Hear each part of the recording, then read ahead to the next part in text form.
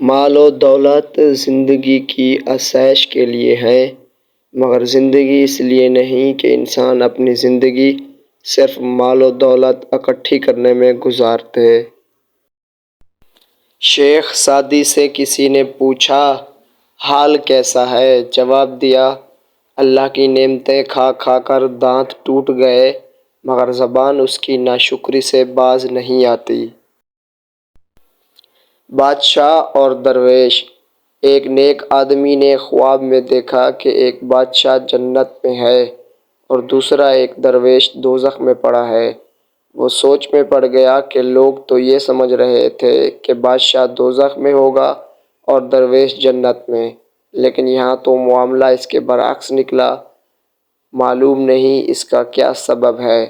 غیب سے آواز آئی، یہ بادشاہ درویشوں سے عقیدہ رکھتا تھا، اسی لیے بہشت میں ہے، اور اس درویش کو بادشاہوں کے تقریب کا بڑا شوق تھا، اسی لیے جہنم میں ہے۔ جاہلوں کا طریقہ یہ ہے کہ جب ان کی دلیل مقابل کے آگے نہیں چلتی تو وہ لڑنا شروع کر دیتے ہیں۔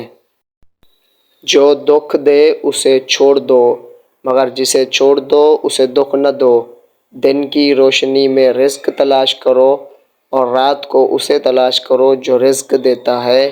اگر تم اللہ کی عبادت نہیں کر سکتے تو گناہ کرنا چھوڑ دو۔ آسماں پر نگاہ ضرور رکھو، مگر یہ مت بھولو کہ پاؤں زمین پر ہی رکھے جاتے ہیں۔ جو دوسروں کے غم سے لاتعلق ہے، انسان کہلانے کا مستحق نہیں۔ تعجب ہے، اللہ اپنی اتنی ساری مخلوق میں سے مجھے نہیں بھولتا، اور میرا تو ایک ہی اللہ ہے، میں اسے بھول جاتا ہوں۔ اپنی زبان کو کسی کے عیبوں سے آلودہ نہ کرو، کیونکہ عیب تمہارے بھی ہیں اور زبانیں دوسرے لوگوں کی بھی ہیں۔ پریشانی تذکرہ کرنے سے بڑھتی رہتی ہے، خاموش رہنے سے کم ہو جاتی ہے، صبر کرنے سے ختم ہو جاتی ہے، اور اللہ کا شکر ادا کرنے سے خوشی میں بدل جاتی ہے۔